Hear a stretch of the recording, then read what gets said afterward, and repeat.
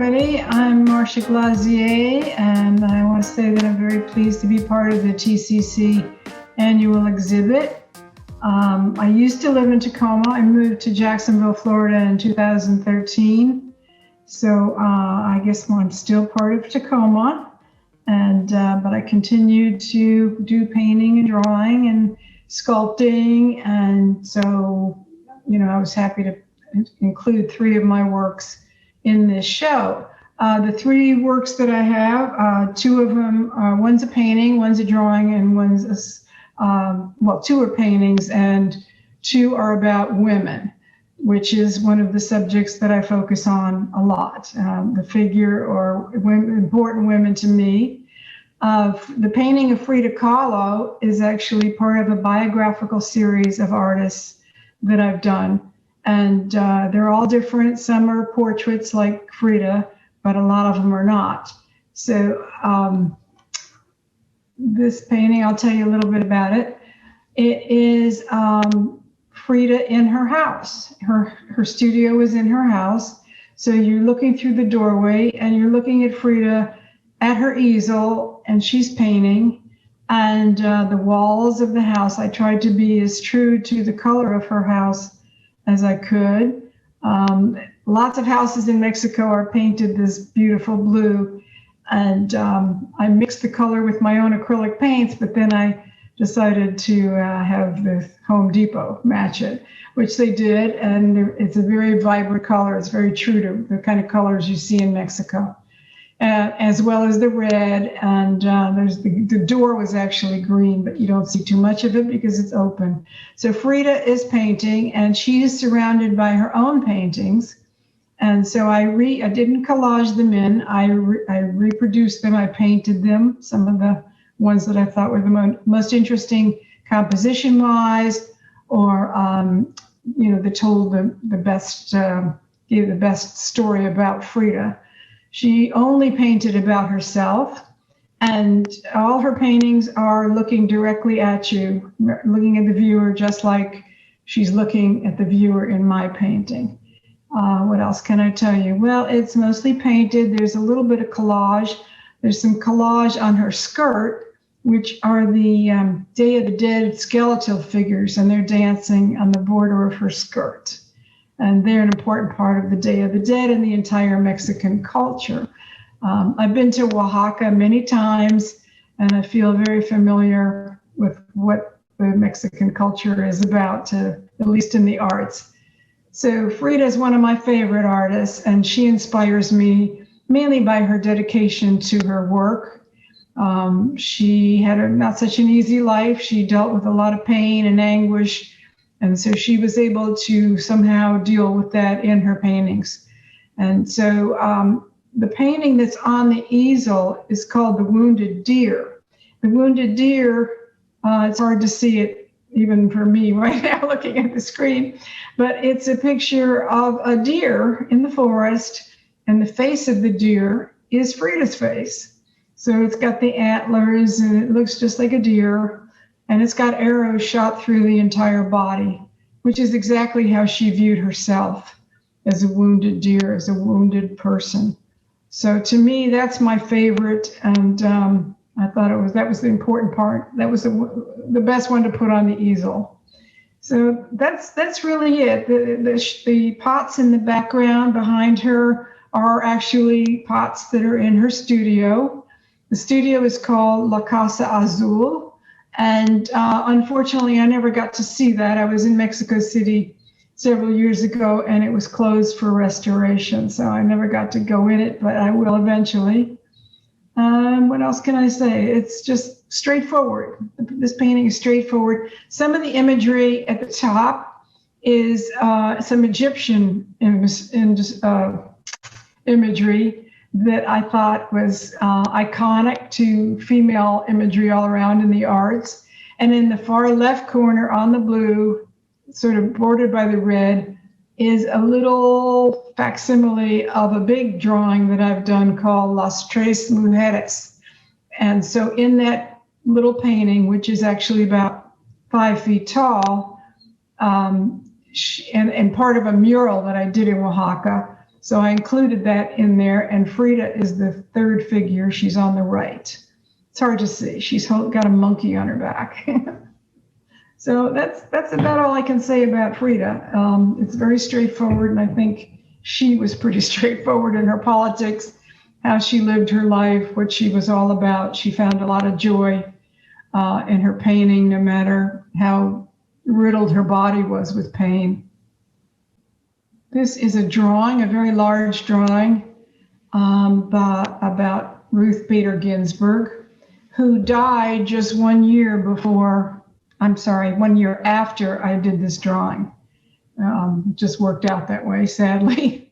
I called it just RBG Torchbearer because I envisioned her as the Statue of Liberty. The Statue of Liberty is actually modeled after the Roman goddess Libertas. So that means freedom, it means liberty, and that's what Ruth Bader Ginsburg was all about. Basically, celebrating the rights and defending the rights for women, but not just women. I mean, it was for justice for all. She is holding a tablet, which is exactly what the Statue of Liberty does. She holds a tablet, and I changed the dates a little bit. It does have 1776 across the top on the statue, but here I have it at the top, and down along the left side is 1993, which is the year that President Clinton appointed Ruth Bader Ginsburg to the Supreme Court. So I thought that was important to include.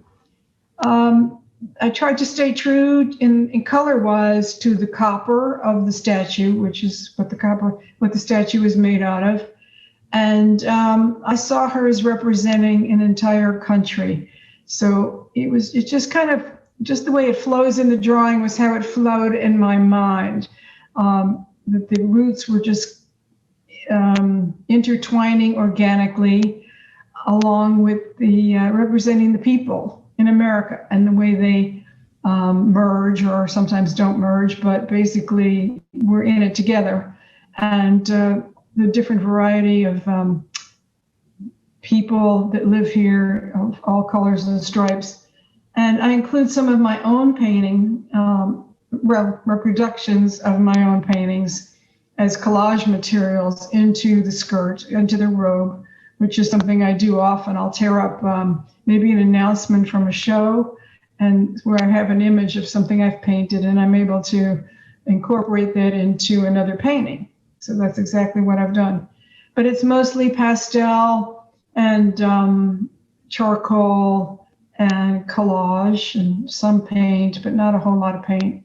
The background is New York, specifically because RBG was definitely a New Yorker, even though she ended up in Boston and then, of course, in Washington, D.C. But she was a dyed-in-the-wool New Yorker. I think she was born in Brooklyn, so I got the Brooklyn Bridge in there. And she's holding the torch. She's lighting the way. That's really, it's just very straightforward, just like Frida. Because it's a portrait, and I don't do too many portraits. But in this case, this is definitely a portrait. And as far as her age, it was important to me to not make her look like she was in her 80s, which she was at the time. And but I didn't want her to look like the young RBG either. So I think I somehow merged her ages to be almost ageless. She's wearing her iconic green earrings. She wore those all the time, along with the collar, one of her many, many collars, or decorative collars. The way she would dress up her Supreme Court judge robe is what she did. So what else? Well, that's about it. That's about it for RBG. I'll say this, when I finished the piece, I wrote a letter and I sent like a big print of the painting to her at the Supreme Court. And unfortunately, I never received a response. I don't know if she got it. It was never returned, so I assume she got it, but it wasn't like I had to get a response. It was okay. I just hope she saw it. That's all I can say, especially because she died a year later. So here's something that's entirely different. For one thing, it's much bigger. And I call it quartet because it represents the four seasons. So, it was a long time ago that I had the idea to do a painting or something about the four seasons. And I guess I didn't do anything about it. Nothing really gelled. And I just let it incubate. Well, I live in Northeast Florida, which is just filled with live oak trees, which are fabulous. The branches are very organic. They move in all directions as if they were dancing. And this is a tree that belongs to a neighbor. And I would see it on my walks with my dog Opus.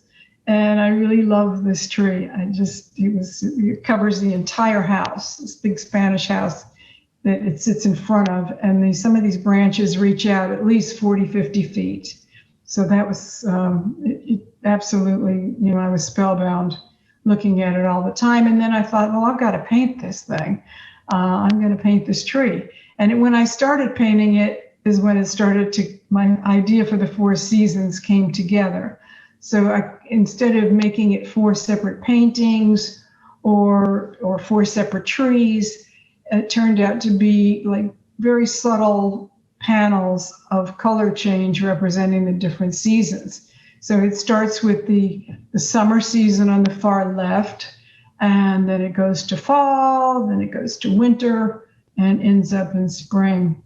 So my dog Ocho, who came before Opus, was another Australian dog. He was an Australian Chow, and I loved him dearly. So I made sure he got collaged into the painting. And I did that with him many times, especially in my coffee book. He went with me to all the coffee houses. So this tree, first of all, I just want to say that Northeast Florida, even though it has a change of seasons, it doesn't really change all that much. So there may be some deciduous trees, but it's never bleak here. It's always sunny. So that's why there's color and vibrancy in all the different seasons and in the different panels.